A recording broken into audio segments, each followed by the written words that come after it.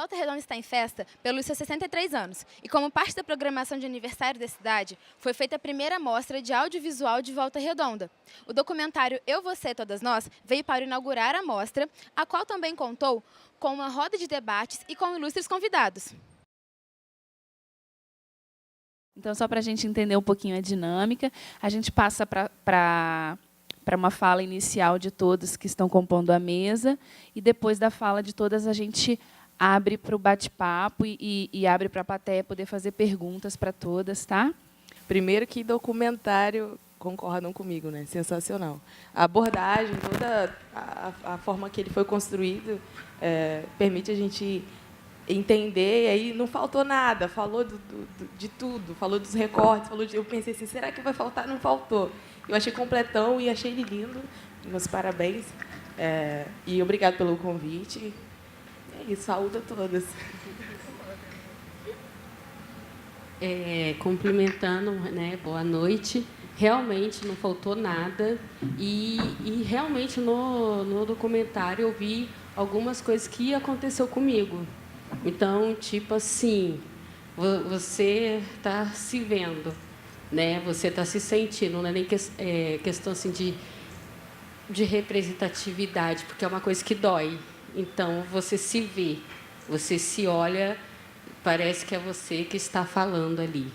Então, é muito forte. Que para mim, representatividade né, é o trabalho que ela mostrou, que ela falou. Eu não quero ser só protagonista, eu quero ser diretora, porque ela sentiu firme, porque foi a realidade que ela mostrou. Então, isso foi a representatividade, a realidade que ela trouxe para mim, de uma forma verdadeira.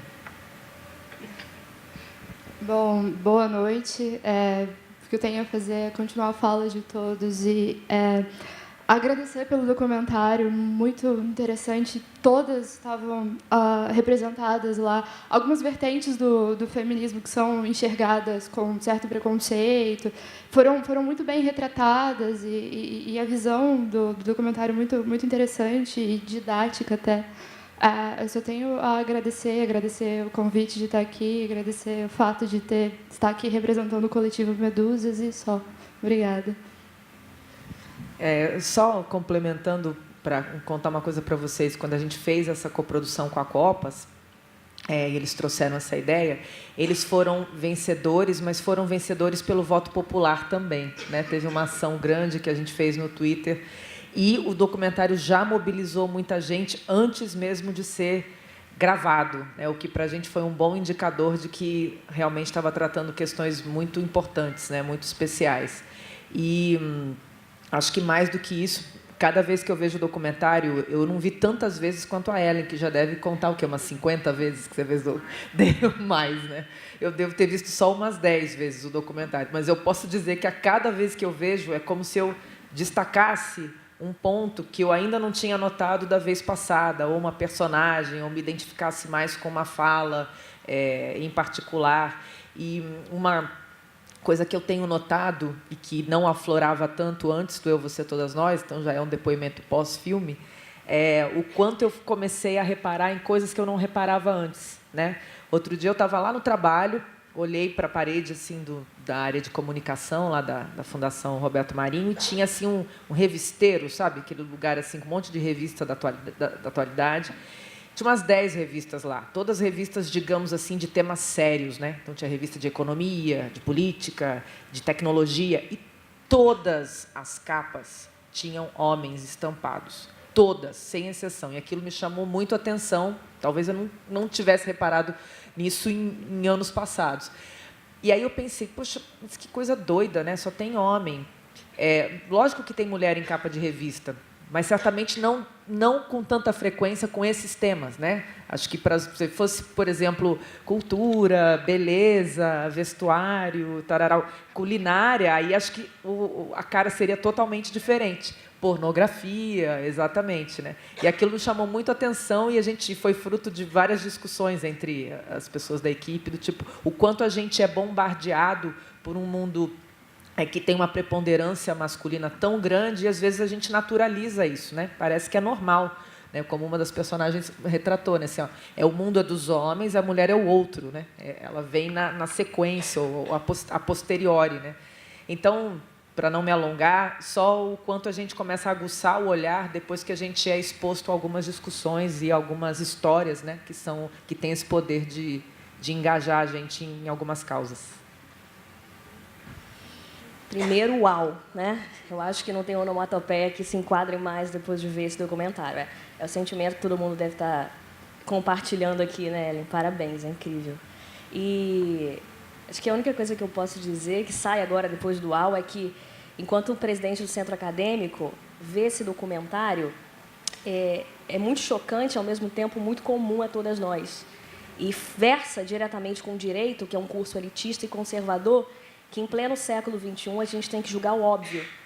Em pleno século XXI a gente tem que produzir documentários sobre o óbvio. E, paradoxalmente, a gente tem que estar falando exatamente desse óbvio necessário, né? Então, parabéns de novo. Boa noite a todos. Primeiro dizer, né, da minha alegria, é uma honra poder estar aqui, né, com vocês todas. E aí eu queria falar, né, com a Luciene, que no final, né, no ano passado, quando a gente já havia, né, sido eleitos aqui em Volta Redonda, eu acabei postando o seu vídeo. E aí, a partir daquilo, eu é que fui escolhida para estar nessa pasta. Olha só a loucura. E, naquele momento, eu fiquei brava até, viu? Quando, Deise, nós gostaríamos que você fosse a secretária de Políticas para as Mulheres em Volta Redonda. Eu falei assim, não, mas por quê? Por que eu? Não, você tem o estilo, né? Você tem condições de representar as mulheres da cidade. Eu falei assim, mas só porque eu sou mulher? Né? Então, tem também esse outro olhar, né, que a gente ainda não tinha, eu, pelo menos, até então, não tinha experimentado. E aí eu venho para o universo político-partidário pela primeira vez e começo a perceber as dificuldades da representação. E hoje eu estou há 6 meses, né, na pasta e recentemente a gente fez uma reforma administrativa aqui em Volta Redonda e agora a gente também está representando direitos humanos e idosos. E, para mim, hoje, em pleno aniversário de Volta Redonda, 63 anos, agradeço bastante a equipe da cultura que está proporcionando para nós esse momento tão especial. E é lógico, aí essa outra menina negrita, que coisa mais linda, ela no TEDx deu um show aqui nesse GACEMES, e cada uma das meninas, né, do coletivo, que eu já tive a oportunidade de conhecer o trabalho, e a gente está numa missão, sabe, Ellen, que é do executivo. E nesse papel de estar no executivo, nós temos sempre que pensar em ações. E quais são as ações, a partir de tudo isso que a gente está fazendo aqui, né, que a gente assistiu, que nos remete muito a várias reflexões, quais são os caminhos, né, para a gente construir uma sociedade mais harmônica, uma sociedade que vai fazer com que daqui a uns 20 anos a gente se encontre aqui de novo, mas para contar, né, do sucesso a partir de todas as reflexões e de como podemos construir um mundo mais harmônico. Aqui em Volta Redonda, quando a gente entrou para a secretaria, eu fiz o primeiro discurso assim, eu admito, eu não sei. Eu não sei como é representar 140 mil mulheres, Débora, é o que nós temos em Volta Redonda. 140 mil mulheres, e cada uma, né, com a sua história, cada uma militando, de repente, numa determinada, de um determinado segmento. E aí a gente resolveu fazer o que a gente chamou de Projeto Cartas. A gente vai, agora no mês de agosto, fazer um grande movimento em Volta Redonda. O que a gente propôs? Que cada mulher, né, a gente construiu aí vários espaços para dizer para a mulher, para ela escrever para nós.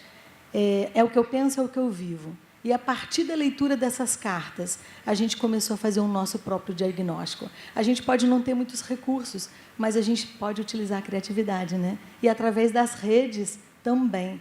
E aí a gente começou, mas como que a gente vai fazer com que a mulher fale, né, aquilo que a gente quer ouvir, para a gente direcionar as políticas públicas? A gente, então, convidou o CVV, que é o Centro de Valorização da Vida, para poder fazer uma leitura específica das cartas, porque a escrita espontânea, Mas a leitura ela tem que ser muito cuidadosa e muito respeitosa, né? Para a gente não cair aí nos preconceitos, nas discriminações e tal. E aí a gente já tem hoje 3.000 cartas, a nossa meta é chegar a 14.000, né, até o final da campanha, e com o propósito, sim, de começar a fortalecer as políticas. Só para vocês terem noção, a gente já leu 1.500 cartas, e aí a gente tem a participação de várias jovens da UF, dos movimentos, de forma voluntária, e construindo conosco o diagnóstico. A gente já tem um pré-diagnóstico. No primeiro aspecto, a mulher fala da valorização e respeito, e aí a gente já sabe, né, que é a violência, só que ela não entende ainda que é uma violência psicológica. No segundo aspecto, ela fala aqui em Volta Redonda de empregabilidade. Em terceiro, de acesso à saúde. E, em quarto, ela fala da violência física.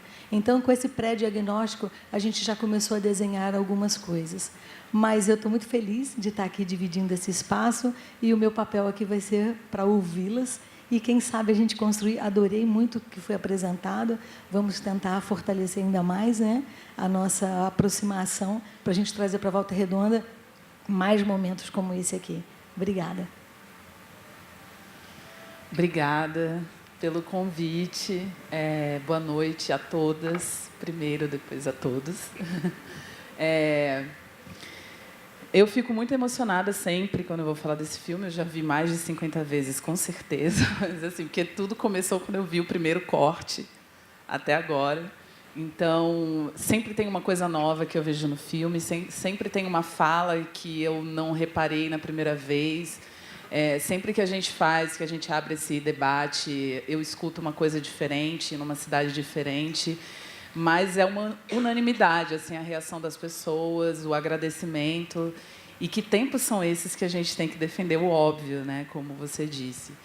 Tão óbvio que a minha filha ali, que está lá atrás, né, Valentina, de 6 anos, ela não aguenta mais, ela está lá no celular, gente. Ela não aguenta mais, porque ela já viu esse filme várias vezes, ela já assistiu a vários debates. Não, ela não só decorou as falas do filme, como as dos debates também. Ela falou, vocês repetem sempre a mesma coisa, mas ninguém aprende isso, né?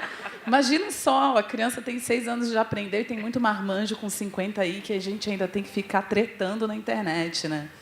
Então, assim, é o óbvio, né? Mas a gente ainda precisa falar. A gente precisa estar nesses espaços, e a coisa de eu ter assumido, assim, essa co-direção vem disso, apesar de eu nunca ter dirigido um filme, mas eu acho que não faria nenhum sentido que esse filme não fosse dirigido por uma mulher, e mulher negra ainda mais, que, né, num papel assim, enfim, são pouquíssimas as mulheres negras nesse papel de tomadora de decisão.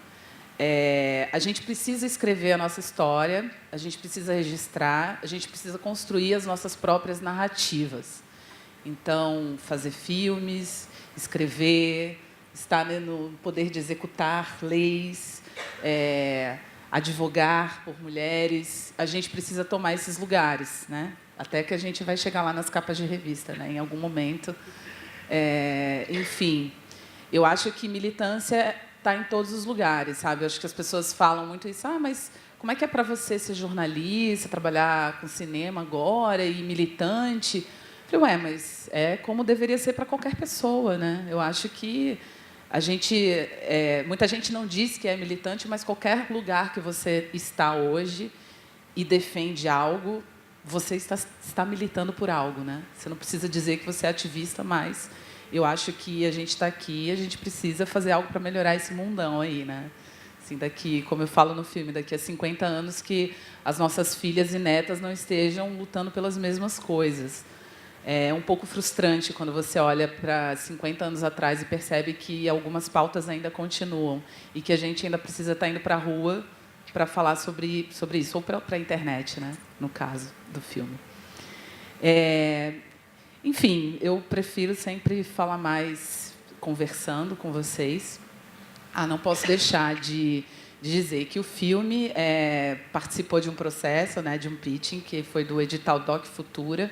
Eu faço parte da Copas, que é uma cooperativa de audiovisual. A gente fez o projeto, apresentou no pitching, venceu foram 100 projetos. 100 projetos. O que foi muito interessante é que entre os 10 finalistas tinham vários que falavam dessa questão de gênero. Então, eu mesma assim, fiquei super curiosa para ver os outros filmes também sendo executados, né?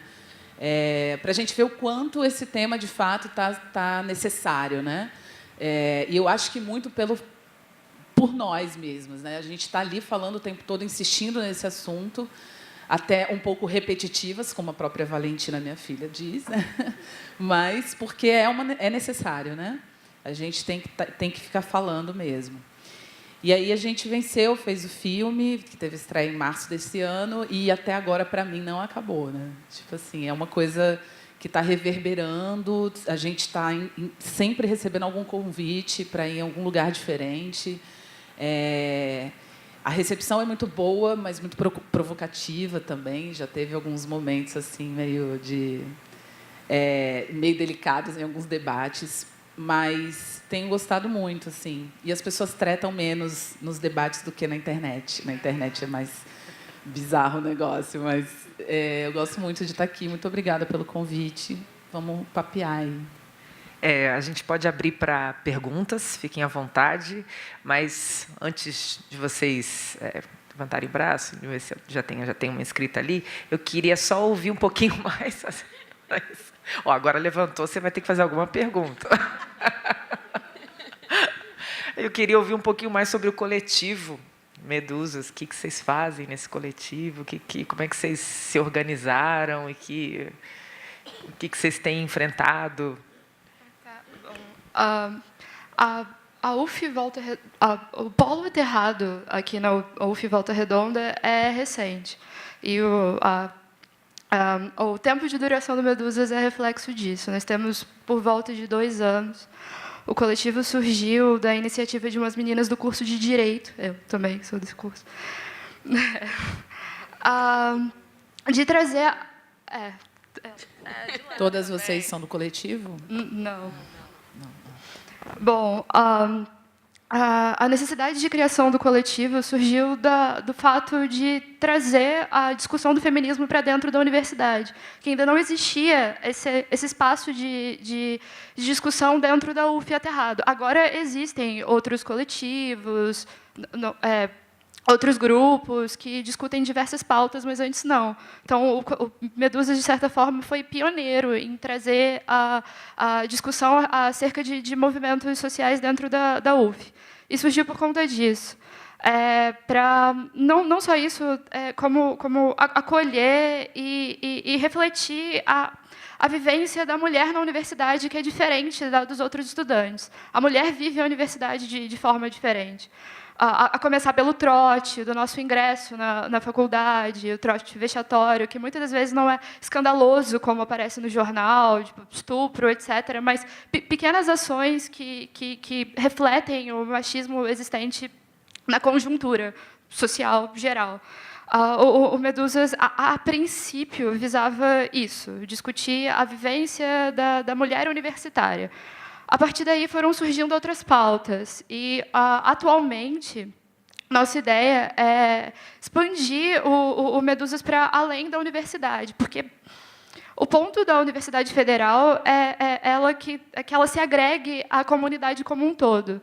Então, a ideia do coletivo é que a comunidade se achegue e seja agregada à pauta e tenha ciência do que é feminismo de fato. Então, nós temos projetos para essa expansão. Um deles é em escolas públicas, conversando com meninas. Esse ainda está engatinhando. Nós estamos ainda engatinhando nos projetos, porque o coletivo é muito recente. Mas é basicamente isso. Você tinha mencionado que tem um outro coletivo mais específico sobre questões raciais, né? É porque eu não sei se foi pautado aqui, mas é de extrema importância que se fale dele também.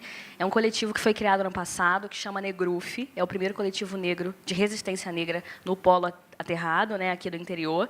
No interior já é muito difícil falar sobre essas questões. Eu não sou daqui, eu sou da região metropolitana, e lá é muito comum pessoas da nossa cor. É muito comum você, em região periférica, você se identificar e se sentir casa. E quando você vem para o interior e quando você vem para uma universidade federal, você percebe que ali não é tua casa. E aí, quando você fala assim, mas como é ser mulher na sua profissão? Uma pergunta tão óbvia, né? É uma pergunta tão assim, é ser, deveria ser para todo mundo. E aí, dentro dessa mesma questão, perguntam também, né, como é ser. Você se pergunta como é ser mulher, negra e universitária. E aí você percebe que ali não é seu lugar. E aí, diferente do feminismo, que é necessário e existente, a resistência negra não é existente e é invisibilizada igualmente ou mais necessária. E aí o coletivo Negruf faz o trabalho dentro da universidade de resistir. E aí, como você disse, que eu vou além até quando você fala que quando você defende o ideal até sem saber, você resiste. Eu acho que mais do que isso, você ser preto dentro da universidade sem sequer saber disso, é resistir, é político, a sua existência é política. E aí eu percebo que quando eu nasço, né, preta, periférica, e entro na universidade, sem eu perceber, eu sou política. Aí, quando eu percebo, é o que a Luciane fala, né? A gente fica revoltada. E é isso que preto é, revoltado. Então, só para concluir, o Negruf, embora recente, faz um trabalho de dentro da universidade e para além dela. É importante que seja para além dela, porque o preto não está na universidade. O que está ali é minoria. O preto está fora dela. Entendeu? Verdade, embora sejamos maioria populacional. Mulher, maioria populacional. Negro, maioria populacional. E não está ocupando espaço de poder. E quando ocupa, é político. E é resistir. E é indispensável. É o óbvio necessário, né? Vou passar para Luciane e Karine, que acho que tem muito para falar sobre esse assunto em especial, né? Eu gostaria de realmente complementar para tratar realmente desses dois coletivos que, de algum modo, foram importantes na minha vida. Eu me formei na Universidade Federal Fluminense e fui parte da primeira turma de Direito da UF, em que eu entrei de cabelo liso, sem me reconhecer como mulher negra ali. E eu só percebi que eu era a única negra da turma muito depois. Eu não discutia isso não era uma pauta na minha vida. Embora os problemas sempre existiram, né, eu não tinha capacidade ainda de dar nome a esses problemas. E a oportunidade de encontrar esses coletivos, ou esses estudos, esses outros grupos onde a gente se encontra, é porque eles dão nome aos nossos problemas e a gente descobre. Isso aí chama feminismo, isso aí chama empoderamento, isso aí chama transição capilar, isso aí eu estou passando e eu estou vivendo, estou sentindo uma necessidade natural de passar e não sabia que tinha mais gente fazendo isso. E aí você se descobre parte de um todo, e é por isso que se chama coletivo, né? Mas a minha relação com esses dois é o seguinte, participei, a gente teve esse momento inicial da turma sendo primeira, e a gente criou o centro acadêmico, e aí tinha muita coisa para criar, e não dava tempo de criar tudo, né? E, de repente, foram entrando outras turmas, e aí surgiu esse coletivo Medusas.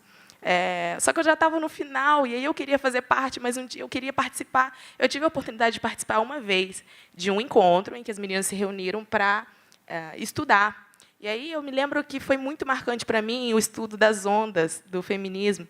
E isso ficou no texto, né, que eu escrevi depois, porque eu sentava e observava aquilo tudo, refletia as ondas do feminismo e pensava, caraca, onde é que eu estou aí nessa história? Eu não tinha parado para pensar nisso. E o coletivo Negruf foi criado exatamente quando eu saí da faculdade. E aí eu também não tive tempo de discutir. Às vezes, as pessoas, quando vão falar comigo, me enxergam como mulher negra acadêmica, preta acadêmica, né? E aí eu tenho muita vontade de esclarecer para as pessoas que a minha relação com o estudo sobre racismo institucional, estrutural, do sistema, esse estudo me veio pela internet. Ele não me veio dentro da faculdade. E aí eu falei muito com a Fernanda que, quando ela me convidou para participar Caraca, aquele evento, né? O primeiro ciclo de palestras sobre direito e racismo, eu fui ali, já tinha terminado a faculdade, tinha acabado de pegar a carteira da OAB, fui apresentar uma poesia. Eu não fui falar sobre o meu estudo, sobre a minha experiência acadêmica, porque na faculdade a gente não refletiu leis sobre racismo, a gente não falava disso. E eu tive essa experiência de tentar dizer, da forma que eu apreendi e da forma como, naturalmente, eu tinha vontade de expressar, porque eu passava por aquilo tudo, foram 5 anos de estudo, sem ter tido a oportunidade de sentar e conversar com outras meninas como eu, né? E aí saiu como que um grito.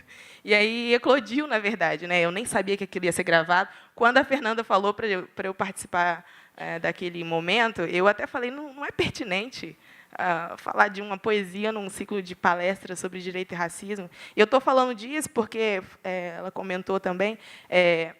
Eu acredito que, assim como foi dito uma personagem desse documentário, eu não estaria aqui se não fosse a internet. Porque, a partir do momento que eu tive essa possibilidade de dizer no microfone e aquilo estava sendo gravado, alguém compartilhou. Engraçado que eu nunca publiquei esse vídeo. As pessoas compartilharam, e foi o momento que eu parei para perceber que aquilo que eu dizia era importante, que aquilo que eu sentia era importante, porque eu não dava crédito a isso. Tanto que eu achava que era desimportante. E, a partir desse momento, a minha vida foi um divisor de águas, realmente. Algo que aconteceu no final do ano passado e que está reverberando, e eu recebo mensagens ainda diariamente. Essa experiência de poder escutar histórias muito profundas, dores, as pessoas compartilham suas dores comigo, e, frequentemente, a internet continua sendo, para mim, um meio onde eu consigo, de algum modo, colaborar. Então, tem situações que uma menina fala, eu estou sem emprego, eu estou numa situação difícil, o que eu faço? E a gente já teve uma situação de contar essa história, e essa menina conseguiu um emprego 2 dias depois. E a gente tem várias situações, as pessoas mandarem mensagens, e eu já, no primeiro momento, eu passei um mês chorando e rindo, assim, porque eu recebia tanta coisa.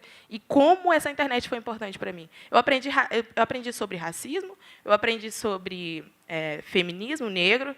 Na verdade, eu aprendi sobre racismo, não. Eu entendi que o que eu vivia era isso, e dar nome a isso me fez aprender ainda mais a saber como lidar com isso, né? Aí, frequentemente, me vem esse questionamento e as pessoas perguntam: quantos casos de racismo cibernético você lida diariamente, né? Aquela coisa do você é advogada, o que você faz em relação a isso?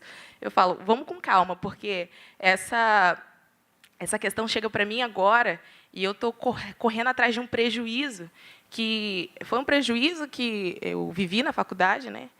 Eu acho que me foi retirado o direito de refletir sobre isso, e hoje eu corro atrás, porque agora eu sei que as pessoas escutam e o que eu tenho para dizer é de algum modo importante. A internet propiciou isso, e isso foi importante demais para mim.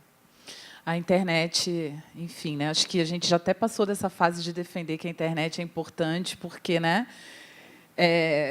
a gente realmente percebe isso, né? O quanto a gente teve acesso a certas vivências. Eu acho que esse foi o grande lance, assim, desse movimento todo que a gente fez.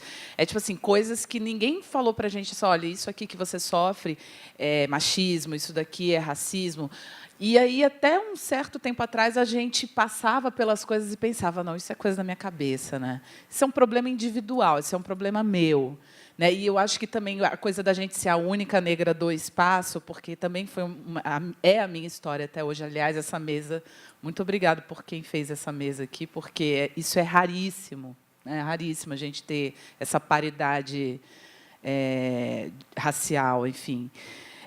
Mas você escutar... a internet e essas campanhas foram geniais, porque aí você escuta várias pessoas falando a mesma coisa. E aí você fala, poxa, se ela passou, e ela passou, e ela passou, já não é mais um problema meu, não é individual, é um problema coletivo, né? Eu acho que não foi uma novidade o que a gente passava, a gente sabia qual era a nossa dor.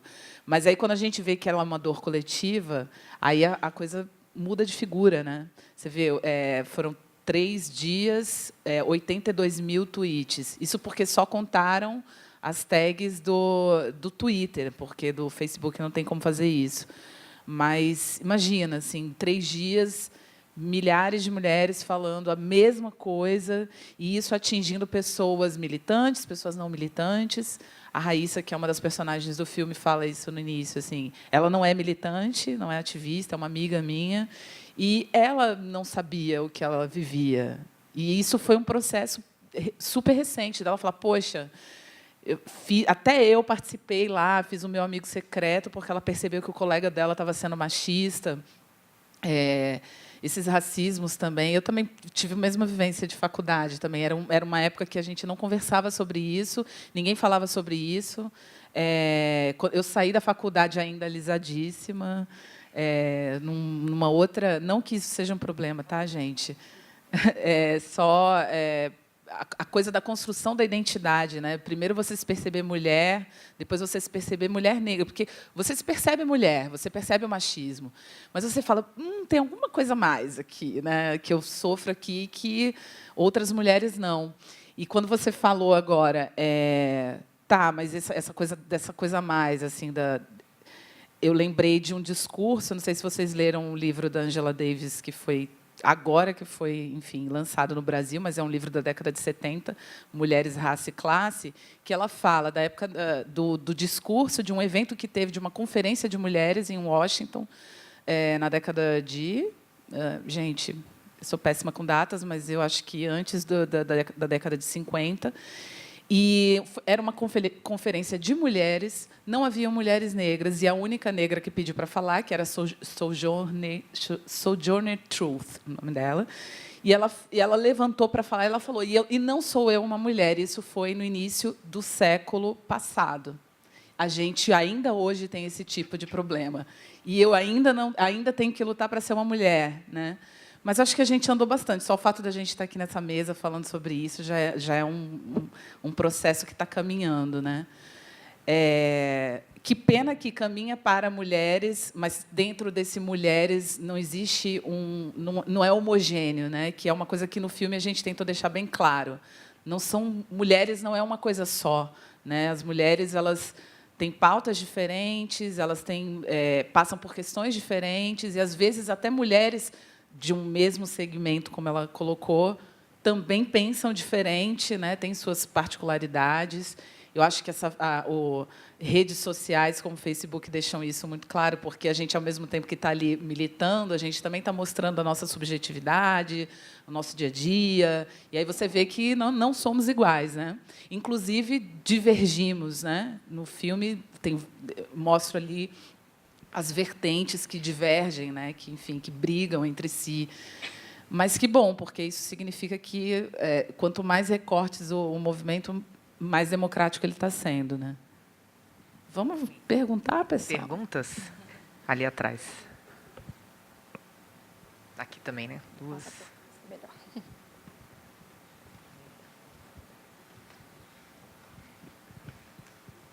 Obrigado. Boa noite a todos e todas. Eu quero, primeiramente, dizer que eu estou aqui por causa da internet.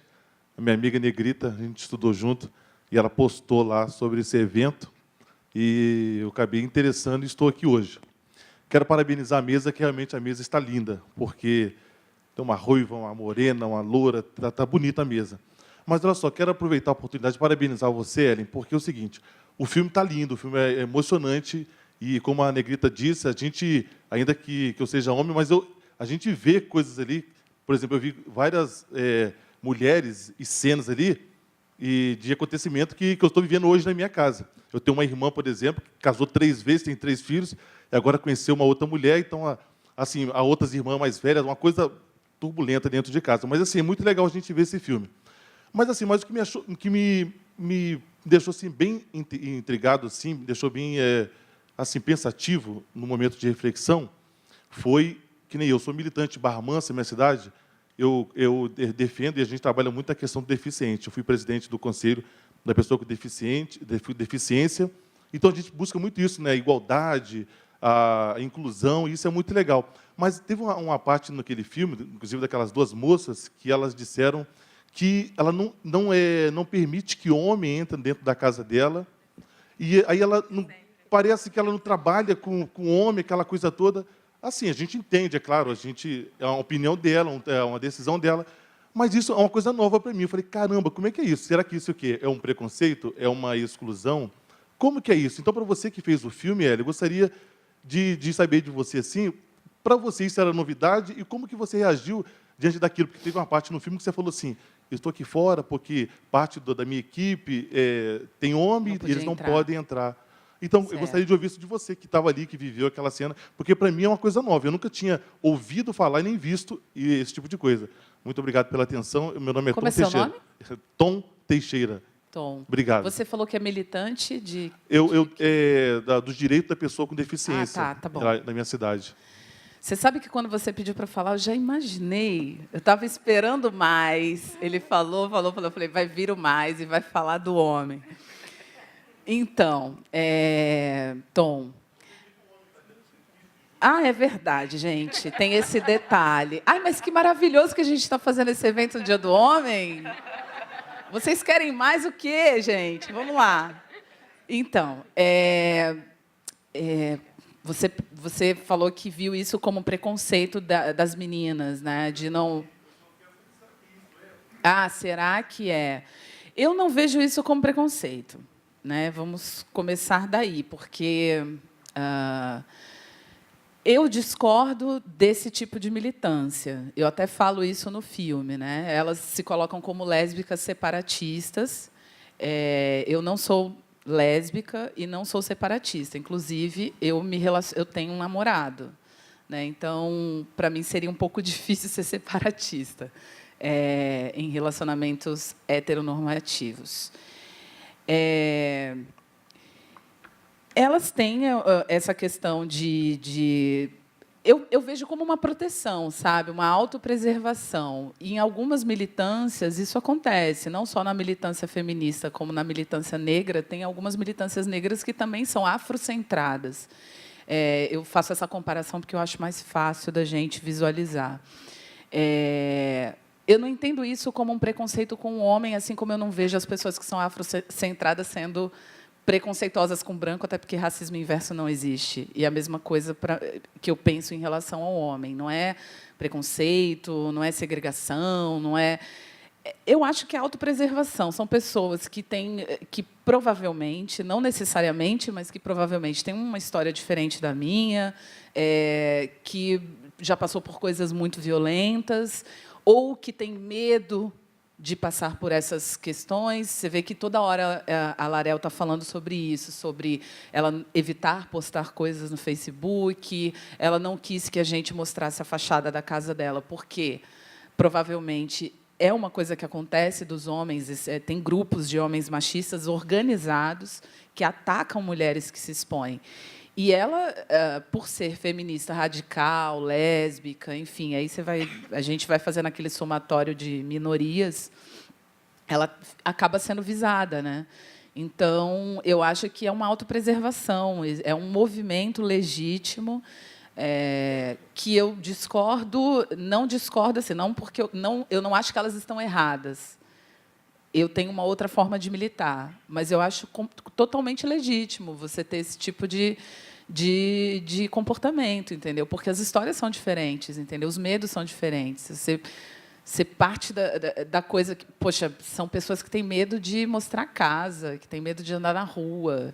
São pessoas que são atacadas, sabe? A Lola, que é uma das personagens do filme, foi uma das personagens que mais me chocou, porque o tipo de ataque que ela recebe, pela forma como ela se expõe na internet, é muito grave, assim, de já chegar... De fato, já divulgam o endereço dela, a fachada da casa, eles falam que vão matar, enfim. E a gente sabe o que acontece, né, gente? Assim, é grave. Então, assim, eu vejo mais como isso. Você vê que ela fala, não, que existe um relacionamento que, obviamente, não tem como controlar. Você vai trabalhar, você vai... Enfim, né, no dia a dia, mas que, na vida pessoal dela, ela optou... Ela fez essa escolha, entendeu? Para algumas pessoas isso é extremamente difícil, mas eu tento também ser empática com a pessoa que faz essa escolha. Por que será? Tem algum motivo, entendeu? Não é uma coisa totalmente injustificada, mas aí cada uma tem a sua forma e eu respeito a delas. Respondi sua pergunta? Tinha mais 2 perguntas inscritas. Só para falar para você, porque não tinha como eu não falar, você lembrou que hoje é o Dia do Homem. Que presentão para vocês, hein, homens? Poder ter a oportunidade de se desconstruir com esse documentário. Acho que não tinha presente melhor, né? Só para falar dessa questão do preconceito, eu acho que essa sua reflexão sobre ser preconceito ou não é reflexo de uma provocação que incomoda. Eu costumo dizer, como eu faço direito, nas questões raciais, assim como o judiciário, ela só é debatida quando é provocada. E provocar isso em quem tem privilégio, ainda que seja negro, como eu, você é homem, e você ainda está numa escala acima de nós. Então, quando você é provocado e seus privilégios é colocado em xeque, isso incomoda. Então, é normal que você pense assim, se pergunte se é preconceito, e, no fundo, fique até ofendido. É natural. Quanto ao movimento separatista, a Ellen falou, e é verdade, é uma questão de protecionismo a nós mesmas. Eu sou presidente de um centro acadêmico de direito de uma chapa majoritariamente feminina. Me perguntam constantemente qual é o problema, por que não colocou um homem? Seria melhor se colocasse um vice-homem para balancear, né? Porque somos histéricas, somos passionais, somos emotivas. Eu acho que nesse pouco tempo eu tenho mostrado que não sou. E não preciso de homem na minha chapa para balancear nada. Mas não foi porque eu escolhi assim, porque foi natural. Porque nós, mulheres, fomos nos agregando e, feito imã, fomos nos agrupando. E percebemos que não faz falta nesse sentido. Não que o homem não faça falta no mundo, cada um com as suas posições. Mas, quanto ao movimento separatista, é algo quase que natural, de proteção. Ser mulher já é algo muito difícil. Ser mulher negra já é algo muito difícil. Ser mulher negra e lésbica, você não tem ideia de como é difícil e nunca vai ter. Então, você se sente incomodado porque você foi provocado. E ainda que ocupemos, né, espaços de subalternidade, você ainda é homem, ainda está num espaço privilegiado. Então, entenda que esses questionamentos e esse sentimento de ofensa, talvez, vai surgir. Cada vez mais que você se abrir a debates como esse, você vai se morder por dentro. Que bom que seja assim, tá?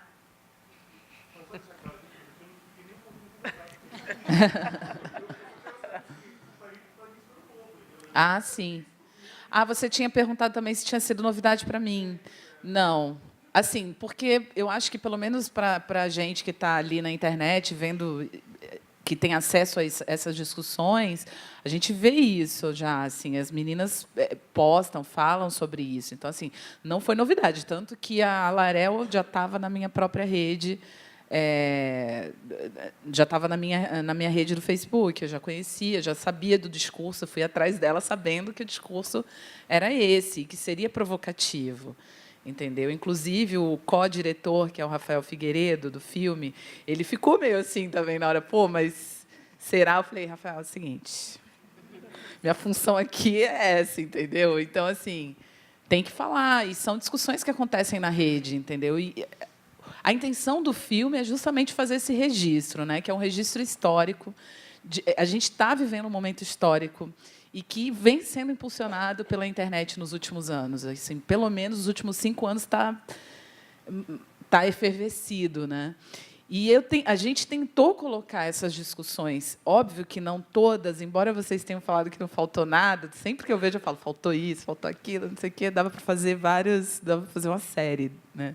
Mas a gente tem toda a conta de todas essas discussões, inclusive as que eu não concordo, mas que elas precisam estar registradas lá. Existe esse movimento é importante, precisamos falar sobre ele.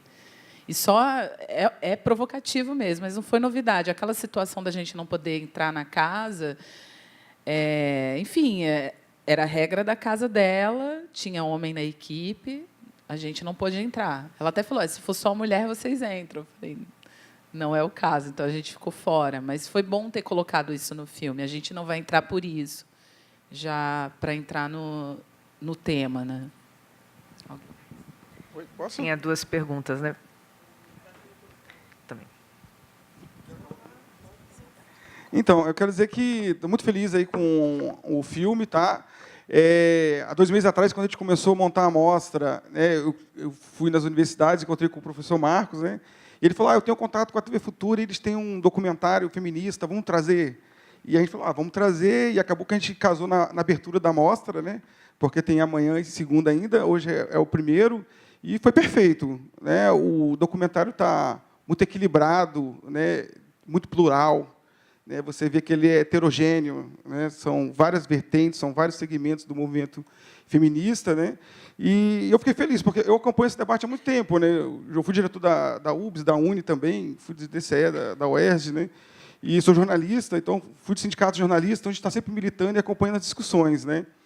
Mas, assim, tem algumas preocupações, sim. O que ele falou ali sobre a moça diz que, como é que ela falou, que não gosta de ter contato com o homem, né?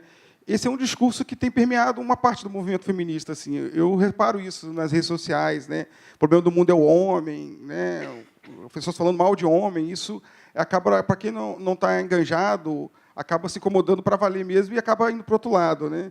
Então, às vezes, alguns discursos eles separam, né? Eles levam o movimento para o gueto, e a gente não pode permitir isso, né? E eu falo isso porque, há uns 16 anos atrás, né, eu sou militante, me convidaram, eu fui num debate aqui no Memorial Zumbi sobre o movimento negro, né? Aí, quando eu cheguei na entrada, fui barrado na entrada, veio uma moça, veio, o que você está fazendo aqui? Você está perdido? Eu falei, não, eu vim no debate do movimento negro, é aqui, não é? Não, mas você não pode entrar. Por sorte, coincidências históricas, meu pai chegou e falou, filho, o que está vendo? Eu falei, pai, a moça não quer deixar eu entrar. Ela ficou olhando para meu pai, olhou para mim, né, não falou nada e saiu. Eu devo ter ficado mais chateado ainda, que eu pensei, pô, meu pai, negão, minha mãe é branca, eu sou amarelo, né? Então, eu tenho o direito de participar do debate. E o debate sobre raça no Brasil, eu acho que ele é mais estético, o preconceito no Brasil é mais por cor de pele. Eu nunca fui discriminado. O meu irmão mais novo foi várias vezes, né? Eu aprendi a dirigir desde moleque, né? Saía de carro, às vezes a polícia para a gente, né? Acho que até hoje é assim. Na minha época, parava, dava um trocado para a polícia e ele liberava a gente. Era mais ou menos assim. Com o meu irmão, todas as vezes que ele foi parado, ele apanhou. O policial parava, sai do carro, dava um tapa na cara dele, para depois, o que você está fazendo aí? Você não tem carteira? Você quer? Aí você ia chamar meu pai, a gente ia lá e dava uma gorjeta para o guarda para não ir para a delegacia. Então, meu irmão, ele sofreu preconceito, né? Então, o preconceito no Brasil ele é muito estético, é por cor de pele. Você é negro, falou preto, você é discriminado. Você já, igual eu, amarelo, já nem tanto. Entendeu? Se você for branquinho, melhor ainda, né? Então, o racismo é muito estético, né? Mas a gente não pode ser segregacionista, né? A gente não pode fazer o racismo inverso, não existe, mas existe o gueto. A gente não pode permitir que o movimento vá para o gueto. Esse discurso eu estou tentando lembrar aqui, do feminismo isolado e de não se misturar, isso tem contagiado outros setores do movimento feminista, isso não é bom. É só o registro que eu quero fazer. Tá? Mas do documentário perfeito, plural, amplo, né? Você mesmo disse, né? Pegou todas as falas, eu acho que é isso aí mesmo. A gente tem que ser isso, plural, né? E eu queria ver das meninas que estão no movimento aí, né, no ativo. Você já respondeu muito bem, você é fantástico. Estou virando seu fã aqui, né? Mas eu queria ouvir das outras meninas também, como é que é o enfrentamento no dia a dia, isso rola, né? Entendeu? Obrigado.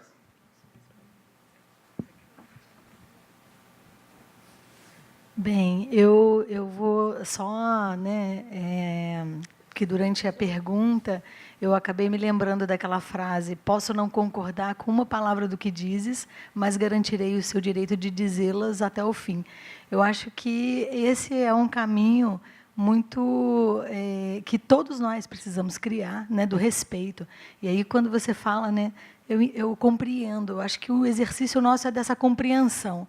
É tentar compreender aquilo que está ocorrendo à nossa volta e, de novo, né, construir aí um caminho, porque é da harmonia. O que nós queremos é ter a possibilidade de estar, né, de ser quem nós somos nos espaços que a gente tiver, não é isso? E aí, Luciene, eu vou, né, voltar à sua poesia, que foi lindíssima, e ela trouxe... Até para você saber, tá? Ela foi o motivo da minha primeira apresentação na própria secretaria com as colaboradoras, para a gente, a partir daquele seu poema, né, fazer algumas reflexões. Porque a aceitação, né, de si próprio, o gostar de você mesma, isso fortalece muito para que a gente comece a respeitar o outro. Então, você acabou sendo muito feliz, né, você devia estar muito bem inspirada, porque você contagia e traz isso bem claro, né, para que eu possa, porque da dor do outro a gente não sabe, não é? Mas a gente precisa fortalecer o convívio entre nós, precisa ser agradável. E, para que isso ocorra, a gente precisa gostar da gente mesma. Aí vem a Negrita com as bonecas dela, né, fortalecendo as brincadeiras e mostrando que é possível a gente começar a ter, né, uma outra forma de presentear e se fazer, né, na brincadeira, se representada. Eu acho que esse é um caminho bastante possível da gente fortalecer a partir de agora. E aí, assim, o desejo do executivo é sempre esse, né? A gente faz a reflexão, mas a gente tem que apontar caminhos, né? Como é que a gente vai fazer para que a gente possa respeitar? Como é que a gente vai fazer? Porque é uma construção que é pessoal, né? De um desejo de cada um, precisa acontecer. Até para fazer uma ligação com o que você falou, acredito que também possa ser útil para responder a sua pergunta. No próprio texto, eu menciono uma parte que eu acredito que radical é o militante cansado de ter paciência.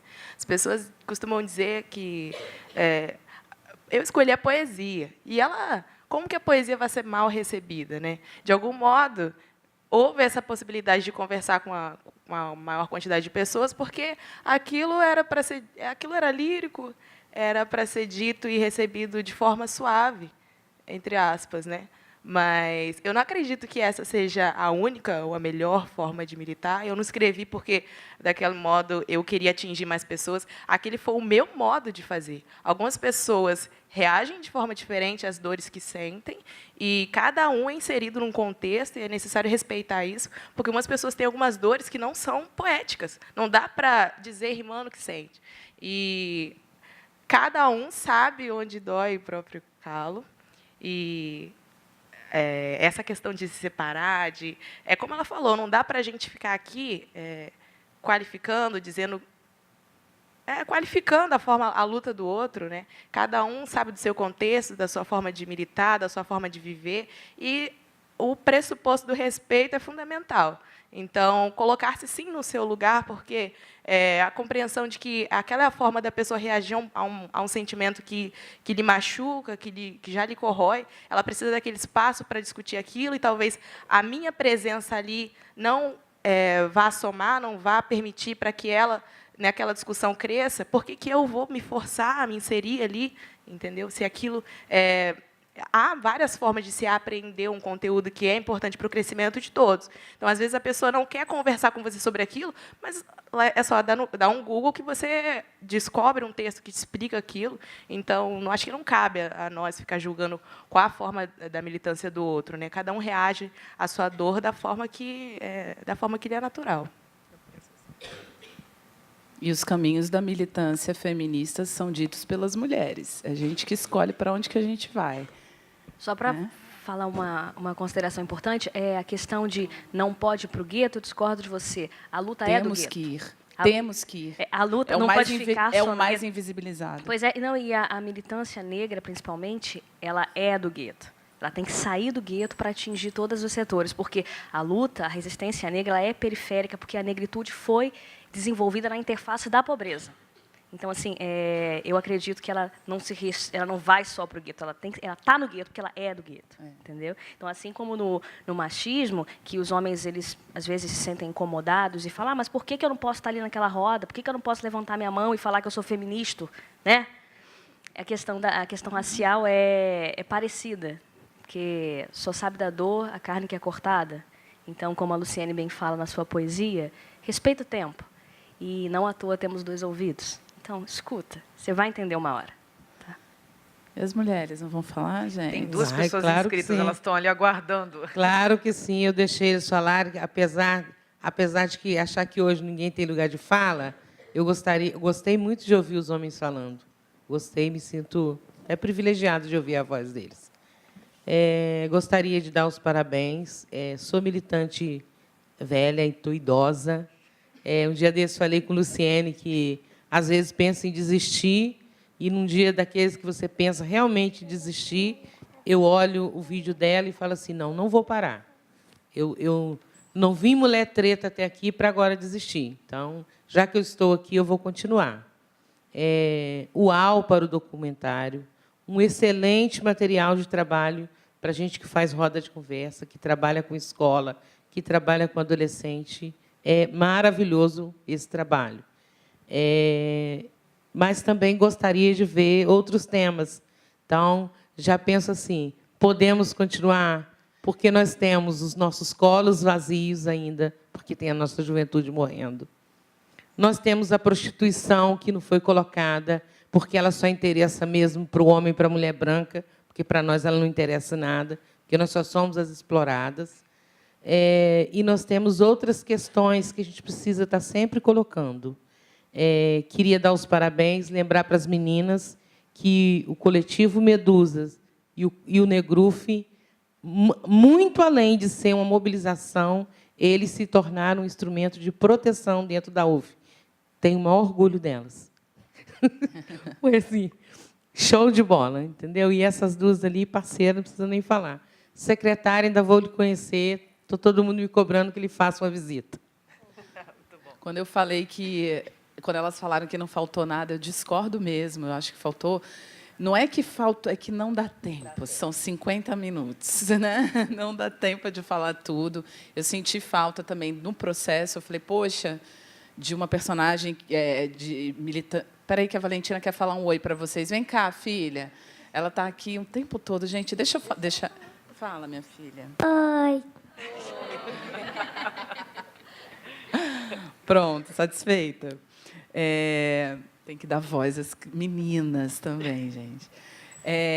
Acho que faltou, assim, eu senti falta da prostituição. A Rosa Luz, ela só fala, tem uma parte que ela fala que muita gente começou a assistir os vídeos dela no YouTube. Muitas mulheres trans saíram da prostituição depois de 20 anos de prostituição na Europa, tal, que são relatos que ela recebe no canal dela. Realmente não dá para a gente aprofundar tudo, né, num documentário de 50 minutos. Eu adoraria fazer outro Eu, Você, Todas Nós, mas, olha, tem que falar com o Futuro aí, a gente conversa depois, viu? Mas, assim, tem muita coisa para falar. Eu acho que tem outras pessoas também que podem fazer, gente. Eu acho que é isso, é usar esses espaços para a gente colocar... Que foi o que eu falei, a gente tem que construir as nossas próprias narrativas. Se a gente não estiver fazendo, elas não vão ser narradas. Então, né, convido... Enquanto o leão não contar a sua história, né? Exatamente. A gente tem que tomar esse lugar e começar a contar nossas histórias.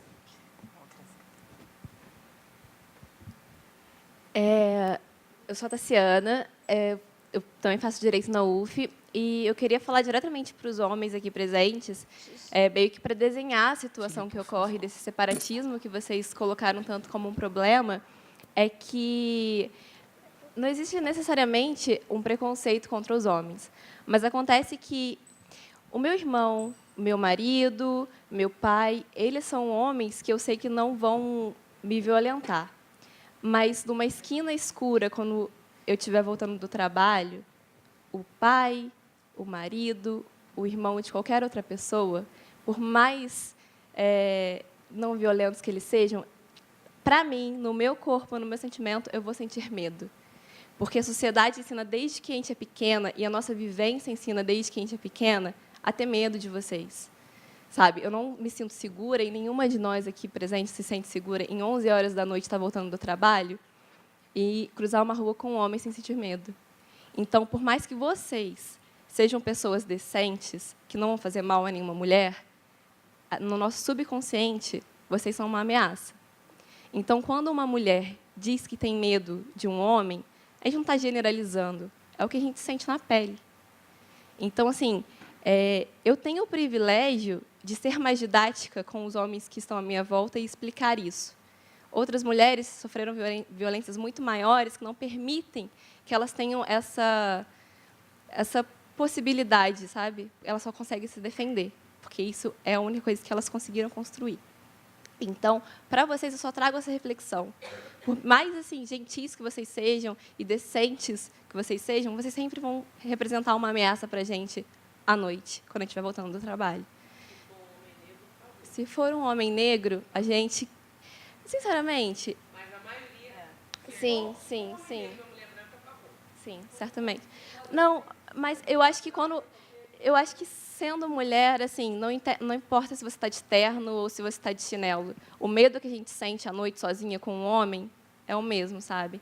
Então, assim, reflitam sobre isso. Quando vocês escutarem falando que mulheres estão sendo preconceituosas ao inverso, não estamos, a gente está se protegendo, porque é só isso que a gente aprendeu até hoje, assim, na pele, a sentir. É só isso mesmo. Talvez isso uma maneira da gente se proteger, não só da questão da violência física, mas do adoecimento que isso causa na gente, entendeu? O caroço, né?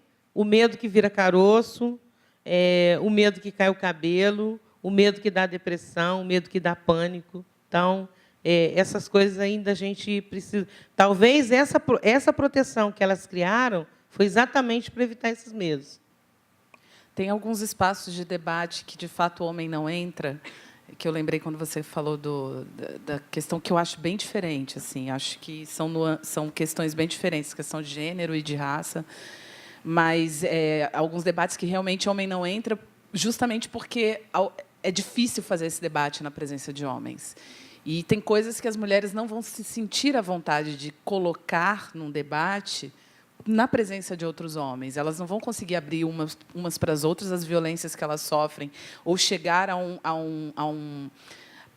uma conclusão sobre o que fazer sobre aquilo, quando, na verdade, o amigo, de repente, do cara está ali do lado, escutando. Então, algumas coisas são necessárias. Eu fiz um evento semana passada, exibindo o filme também, que era um evento para mulheres sobre tecnologia. E não podia homem. E fazia todo sentido naquele espaço. Primeiro porque homens, tecnologia, programadores, enfim, são maioria. Eles não precisavam estar ali. Entendeu? Então, assim, em alguns momentos é necessário mesmo que a gente faça esse... Não, aqui não precisa. Em outros espaços, não. Em outros espaços, eu sou super didática, como você falou. Eu convivo, eu tenho essa paciência, mas nem todo mundo vai ter. E aí, cada um também, porque tem seu histórico de vida, né?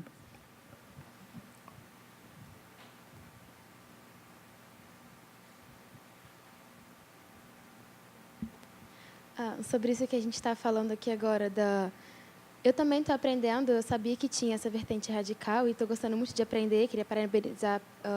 Por mais que você falou que acho que faltam coisas, eu achei bem completo.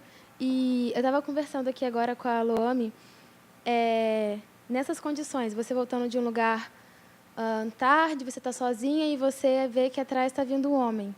E aí...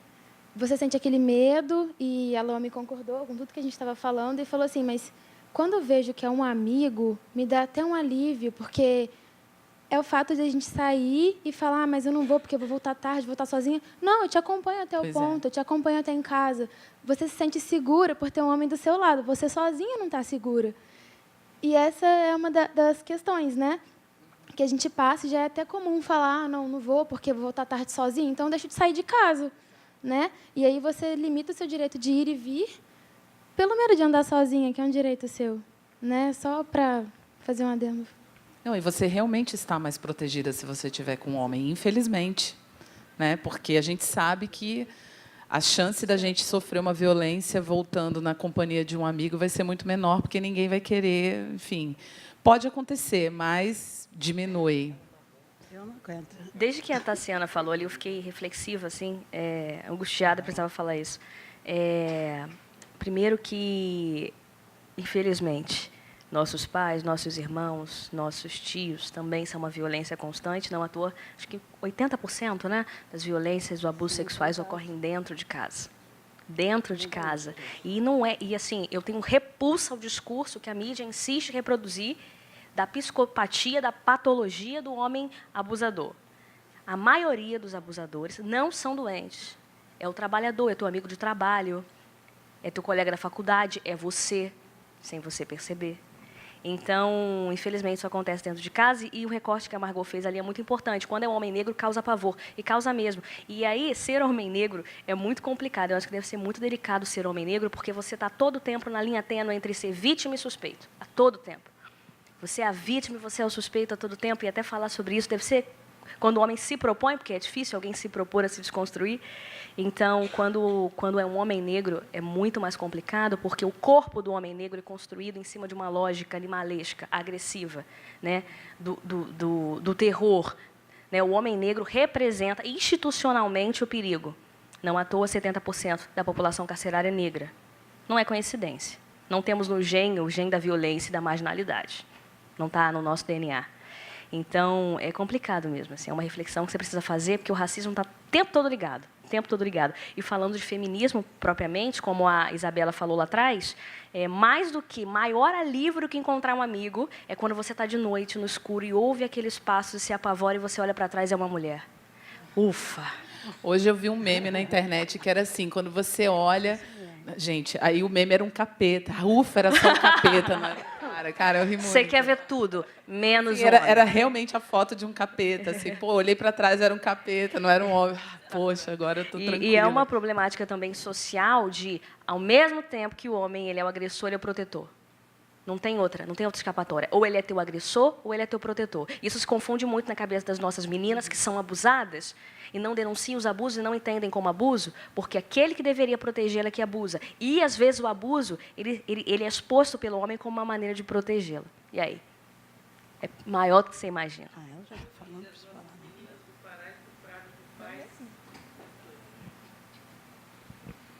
falar. Não, eu fui há mais de... Nos anos 80, no início dos anos 80, conto sim.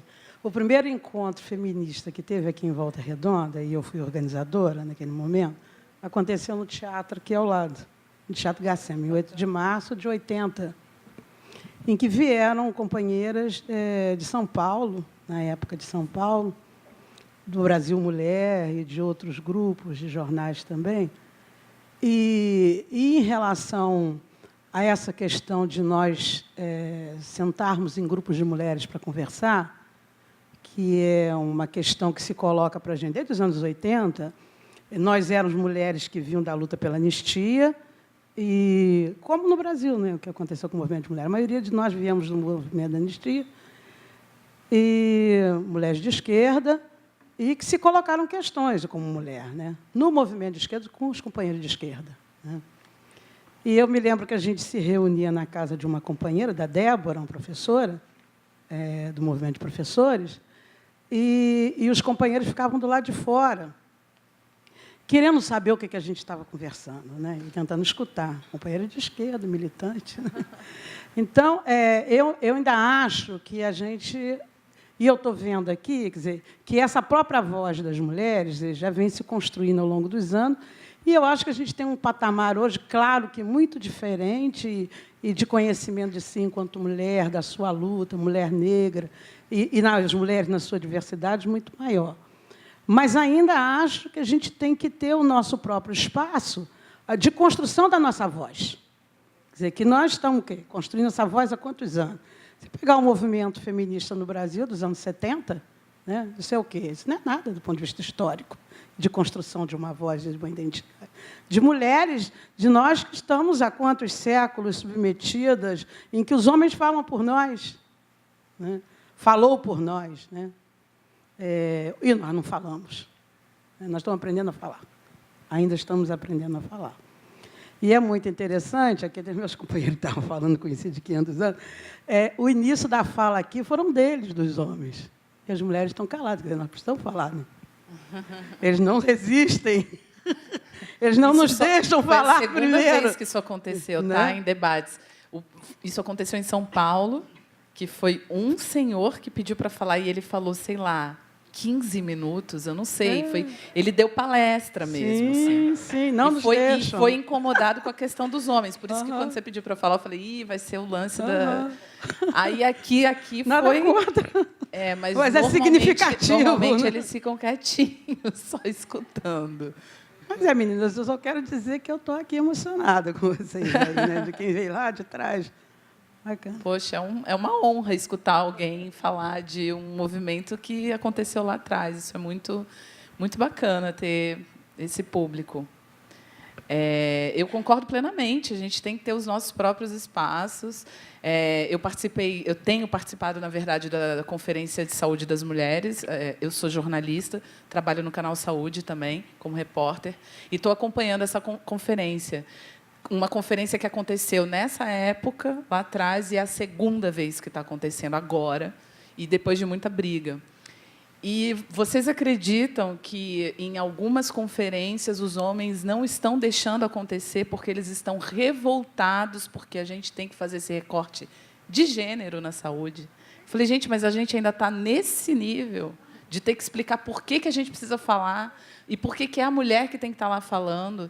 Em alguns lugares isso deu confusão mesmo, assim, dos homens não quererem deixar a mulher, tipo, não é só a mulher que tem que falar, ou porque eles queriam ser delegados e ser mandados para Brasília também. É bem complicado, porque quem vai falar da saúde da mulher, né? Se não ela que vivencia, ela é o corpo, enfim, ela é o... não acho que tem que ser totalmente segregado, mas eu acho que a voz tem que ser naquele espaço, poxa, é um espaço para discutir questão de mulheres, né?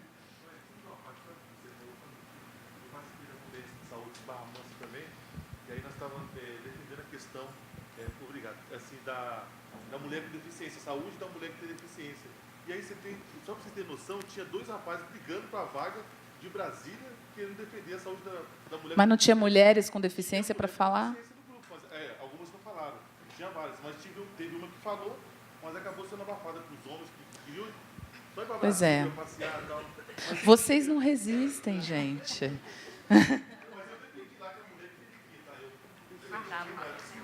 Eu defendi.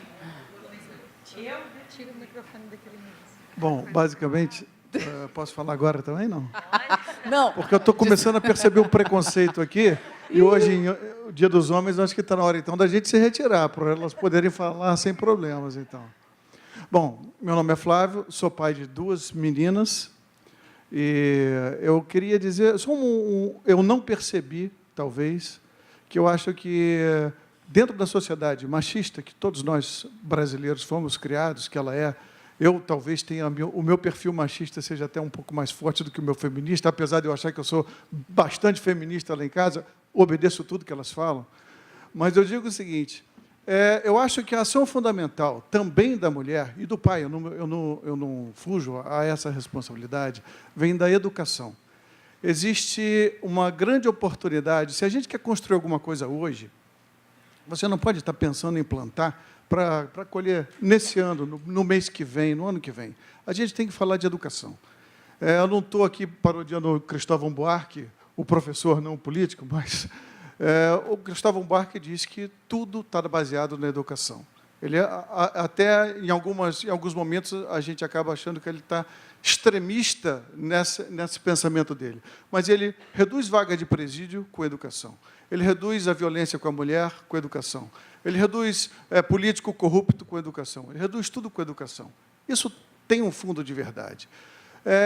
Nesse discurso todo que a gente ouviu essa noite de vocês, e parabéns pelo filme, fantástico, eu diria que, às vezes, a gente percebe que há um olhar de vitimização, de reclamação, de luta, de briga, de disputa, e não há um olhar, talvez, de educação, de evolução da sociedade, daquilo que a mulher tem a oportunidade de fazer, às vezes, dentro dessa estrutura machista que nós viemos, muito melhor do que o homem, porque o homem que ataca as mulheres hoje, ele foi basicamente educado por mulheres também. Então, eu acho que a mulher, mais do que vítima, ela é agente da melhoria futura, seja com os seus próprios filhos, seja com os seus próprios alunos, e seja com os seus próprios maridos, sei lá, todo mundo. Porque eu acho que é só isso. Eu acho que faltou a gente falar um pouquinho que a educação pode resolver muito melhor do que um discurso, uma violência, uma segregação, sei lá, alojamento em guetos, ou seja lá o que for. Acho que falta a gente pensar um pouquinho mais na educação para que os futuros senhores de 50 anos como eu sejam talvez menos machistas e mais feministas nessa direção. Mas o filme é educação. E o filme tem várias mães também que estão com seus filhos e a gente defende a presença desses filhos nesses espaços justamente porque a gente considera que a educação é fundamental. Eu achei que isso era óbvio. Eu discordo de você. Eu não acho que a gente está se vitimizando. É diferente. A gente se reconhece como vítima de uma estrutura. Se vitimizar é diferente. Se eu estivesse me vitimizando, nem aqui eu estava aqui. Nem falando aqui eu estava. Não teria feito um filme. Vitimização é outra coisa. Eu não estou me vitimizando. Eu sou consciente de que sou vítima de uma estrutura machista e estou fazendo alguma coisa para combater essa estrutura. Fazer um filme é uma. a poesia dela é outra, dar o espaço para a gente fazer o filme é outra, advogar para outras mulheres é outra, ser mãe é outra, mas também discordo quando você coloca nas costas das mães o futuro da nação e a culpa de todo o machismo. Por favor, a culpa é da mãe, né? Não. Né? Por que a mãe? Por que a culpa é da mãe? Quem foi que deixou essas mães criarem sozinhas? Então, não. Homens, por favor, tomem seus papéis, vão ser pais também, vão educar seus filhos também, vão discutir suas masculinidades entre vocês. Vocês precisam discutir isso. Não é botar o dedo na nossa cara e dizer como a gente deve fazer feminismo e como a gente deve militar, ou como a gente deve educar um filho que a gente está tendo que educar sozinha e está tendo que levar para os espaços porque o pai não fica. Entendeu? Então, assim, discutam entre vocês, desconstruam vocês. Não eu acho que a gente tem que inverter isso aí, essa coisa da gente só ficar baixando a cabeça e, tá bom, escutando o homem ensinar a gente como a gente deve fazer as coisas, sabe? Vamos discutir, vamos debater isso, vamos. Isso é educação também. Isso aqui que a gente está fazendo é educação. Vou complementar a frase, né? Quando uma adolescente quer sair, mãe, eu posso sair? Pergunta para o seu pai. Pai, pergunta para sua mãe. Se acontecer alguma coisa, a culpa é sua. O filho caiu, onde que estava a mãe? É sempre o filho é da mãe. Infelizmente, a gente tem aquela palavra, filha da puta, né? Então, é tudo direcionado à mulher. Alguma coisa que acontece com um filho, né, com uma criança, ou até ele, depois de velho, adolescente, pré-adolescente, por que a mãe não estava ali naquele momento? É muito fácil perguntar por que a mãe não estava ali. Por que a mãe errou com a educação? Eu nunca falo porque o pai errou. Eu cresci numa família que eu tinha... Meu tio ele era um exemplo de pai. Depois, com 7 anos, minha mãe casou e eu cresci com um padrasto. Então, eu tive uma educação que eu teria que chamar ele de pai. Então, para mim, era muito difícil chamar ele de pai, porque, ele, na realidade, ele não era meu pai e ele não me tratava da mesma forma que tratava a filha dele com a minha mãe. Então, quando eu comecei a perceber isso, a minha primeira estratégia foi parar de fazer o que eu estava fazendo para não apanhar mais do que minha irmã. Então, parar de começar a frequentar alguns cursos que minha mãe fazia questão de colocar eu e minha irmã para a gente não ficar muito na rua. Então, era preocupação de mãe. Meu padrasto nunca se preocupou com isso, meu pai biológico menos ainda. Então, assim, as mulheres também, né, negras também e pobres, e se elas não tiverem essa visão igual minha mãe teve, né, minha mãe era semi-analfabeta, empregada doméstica, então ela veio daquela, né, da história de vó e escrava, bisavó também, a mãe trabalhar como, né, empregada doméstica. E aí, comigo já, não quero isso para mim. Então, a minha educação, igual você falou assim, em questão, eu não sei se eu sou, né, machista ou feminista, educação, jogar tudo para a mãe, realmente acontece tudo com a mãe. E aí eu vejo uma mulher semi-analfabeta querendo mostrar uma outra realidade para uma filha que a gente também, infelizmente, eu não tive o privilégio de fazer uma faculdade, de querer fazer uma faculdade, até porque, na hora que eu queria, tudo falou que não dava para eu fazer, porque eu não precisava fazer, porque eu poderia seguir a carreira da minha mãe. Olha só que loucura. E aí você vê uma mulher que é o diferencial. E o único diferencial para ela foi colocar eu em alguns cursos. Cursos assim, crochê, tricô, para a gente não ficar muito tempo na rua. Então, isso foi o papel dela, sabe? A mãe tem que olhar tudo. Para eu sair, eu comecei a sair com 20 anos, porque meu padrasto falava, se acontecer alguma coisa, a culpa é sua. Porque, geralmente, gera muito. O machismo joga a responsabilidade dos filhos sempre na mãe. Ela pode estar com o marido, mas, no mesmo tempo, parece que ela está sozinha. Mais fácil se ela fosse mãe solteira. Então, assim, não adianta o homem achar que ele não é menos machista por deixar a filha dele sair. Porque se algum pepino acontecer, a culpa é da mulher. Não tem jeito. Eles estão confortáveis, né? É muito confortável, né? Então, mas é isso. E essa coisa da mãe, da mulher que reproduz o machismo, todo mundo reproduz o machismo. O machismo é a estrutura. É muito difícil. Assim, eu estou aqui, sou feminista, e óbvio que em vários momentos da minha vida eu reproduzi machismo e fui me dar conta de, poxa, aquilo que eu falei para aquela menina, sabe? A gente está o tempo todo reproduzindo, todo mundo, não é a mãe só, entendeu? É todo mundo, é uma estrutura, é maior do que a gente. Acho que todo mundo tem que... Isso é o que eu coloco no final do filme. Todo mundo, a luta é de mulheres, por mulheres.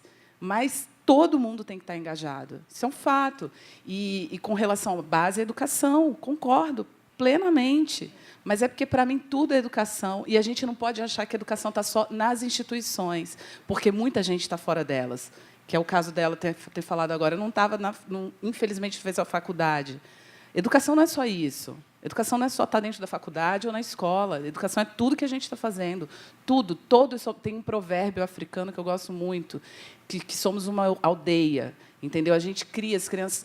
Eu sou responsável pela minha filha, mas, enquanto ela está ali, eu estou aqui na mesa, alguém tem que estar olhando também, entendeu? Eu não sou a única responsável e culpada se acontecer alguma coisa com a minha filha. Poxa, eu estou aqui ocupada. A gente tem que, sabe, internalizar isso. Somos todos responsáveis pela educação das crianças, pela nossa educação, pela nossa desconstrução. Temos que conversar entre nós. E defendo, inclusive, quando eu falo que os homens deveriam estar conversando entre si, discutindo suas masculinidades.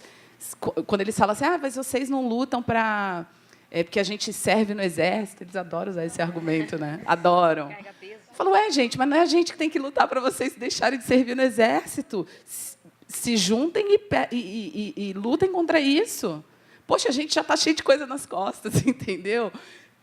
Discutam entre si, é bacana. Você vê, vai ter um evento agora que eu vi hoje, inclusive, que é o homem negro e suas masculinidades. Isso é muito raro, isso é muito bacana você ver homens falando sobre isso, porque ele foi educado para ser animal, para ser, para abandonar, entendeu? Então, assim, você colocar esse homem para discutir quem sou eu sou homem, eu sou uma pessoa, eu sou... Isso é bacana, entendeu? Isso é educação também. Você falou uma coisa... Valeu? Que eu acho que eu tô... Não, mas é porque quando você colocou que a gente aqui, que você sentiu falta disso, eu falei, mas tudo que estamos fazendo aqui tem a ver com a educação. Foi isso que para mim, não... Entendeu? A hora está estourada, estou falando demais, mas que não tem como não falar. Não tem como, machuca muito. Você falou de uma palavra que me machuca muito, que é vitimismo.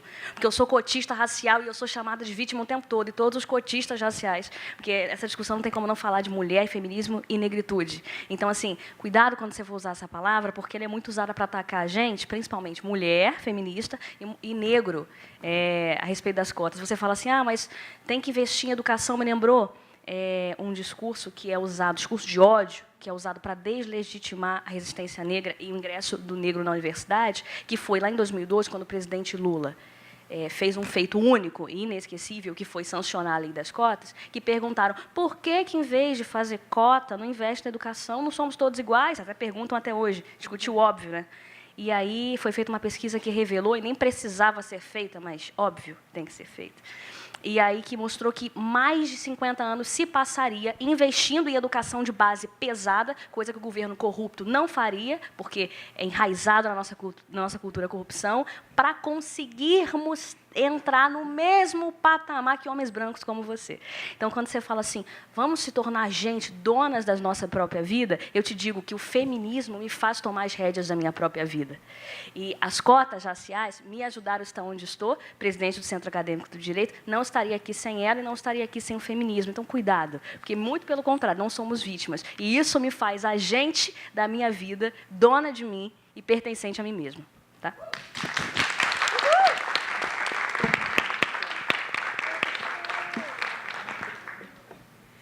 Bom, eu acho que, não sei se vocês querem fazer mais alguma colocação. Eu queria fazer só um comentário. Aonde? Ele tá. Posso? Ali. É o seguinte, todo mundo falando aqui sobre educação e tudo, e se as mulheres estão sempre discutindo a gente, repensando o nosso papel na sociedade, eu acho que muito importante também é o homem repensar o papel dele na sociedade, principalmente ele como pai. Porque eu, por exemplo, separada, meu filho hoje com 19 anos, eu sempre tive que batalhar muito pela educação do meu filho. Então, parece que vira um castigo a mulher querer ser mãe, profissional. Então, assim, você tem seu salário, se vira e cria seu filho, né? Então, eu acho que uma coisa que precisa ser repensada pelos homens é a sua responsabilidade como pai. Porque, até para este menino crescer e se tornar um homem e respeitar a mulher, ele precisa aprender, através do pai, que esta mãe merece o respeito. E o papel de educar está atribuído tanto ao pai quanto ao homem. Tanto à mãe quanto ao pai. Muita gente já fez muitas perguntas, eu levantei, depois eu deslevantei, mas eu queria só, agora, tirando o papel como coordenação aqui, mas como mulher, né? Eu não ia falar, não ia perguntar, porque eu acho que eu fui contemplada por muitas, mas eu acho que quando bateu nessa questão da educação e dessa questão que a Nilza falou sobre criação. Bom, eu sou filha de pais separados, a minha mãe batalhou muito para chegar onde eu estou. Meu pai nunca fez parte da minha criação. Eu fui criada pelo meu padrinho, que era homossexual. Então, durante muito tempo, todas as minhas conquistas foram acima do que a minha mãe batalhou. E, após eu ter entrado na universidade, meu pai também entrou como uma figura, estive presente. E, na verdade, eu nunca esteve. Então, acho que quando a gente fala em criação, quando a gente fala em educação, e quando a gente fala de mulheres, é muito importante, eu não sei nesse momento, mas eu me senti tocada quando a gente fala também. Eu sou educadora social. Eu trabalhei muito tempo num projeto de cinema, onde, uma vez, passando um documentário que se chama Que Bom Te Ver Viva, eu ouvi de uma adolescente que o sonho da vida dela como mulher era não ver a sua mãe apanhando. Eu ouvi muitas adolescentes falando que o sonho da vida dela como mulher era ter um pai. Então, assim, eu acho que quando se toca, e principalmente quando se toca no momento, no discurso do nosso poder como mulher, o nosso sentimento como mulher, nós somos tocadas a cada momento. Então, pequenas falas podem ser transformadas em um turbilhão. E eu acho que, assim, aí, colocando o que a Fernanda falou ali, tocar novamente. A gente faz parte de um centro acadêmico onde, no início, nós fomos extremamente atacadas por sermos uma chapa de mulheres.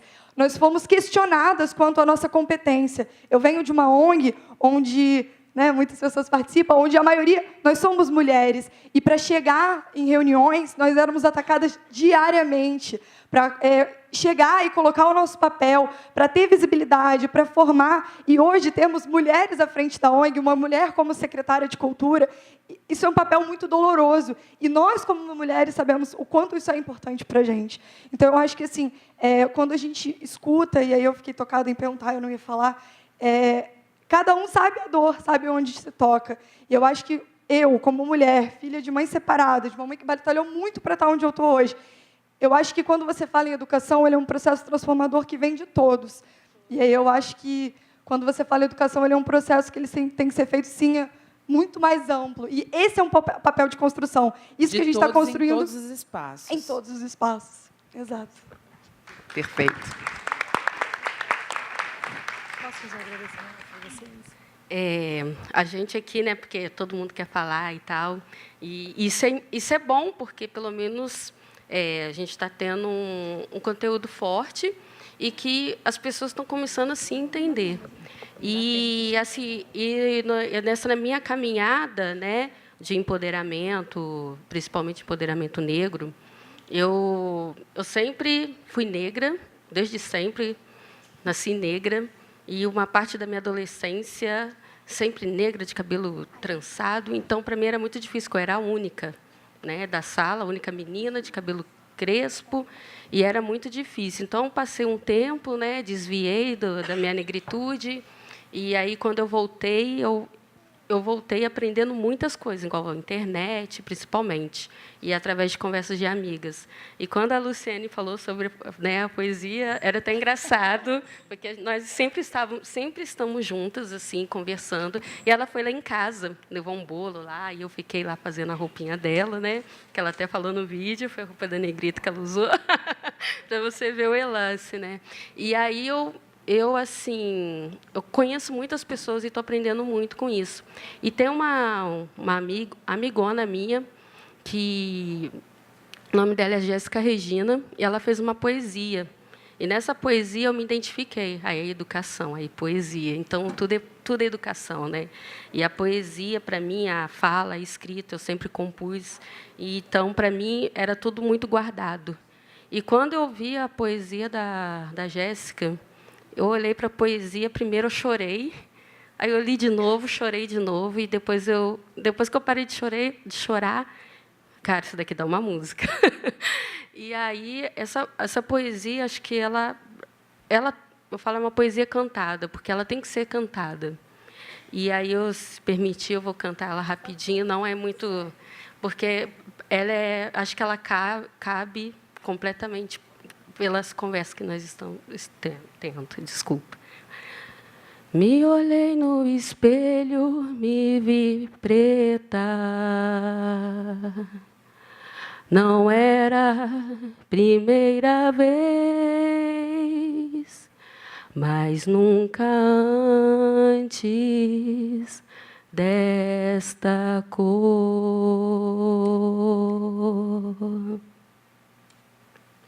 Me olhei no espelho e me vi negra, do jeito que não nasci, mas com cabelo que cresci.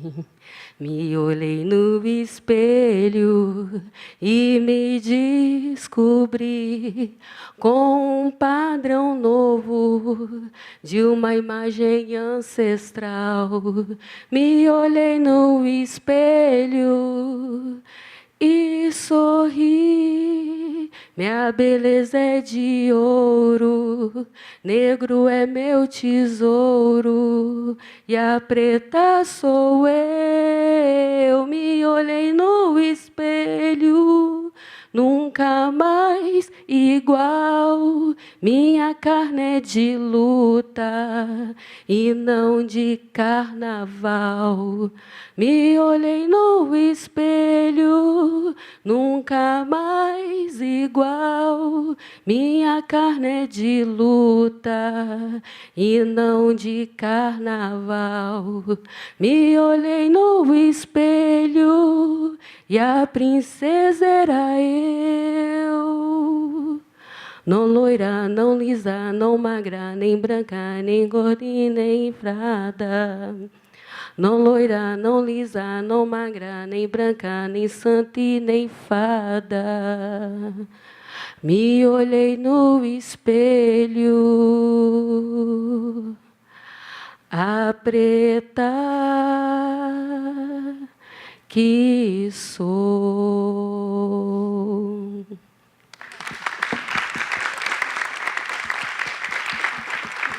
Gostaria agora, de forma institucional, né, agradecer a cada uma de vocês aqui que pôde abrilhantar esse aniversário tão especial para todos nós.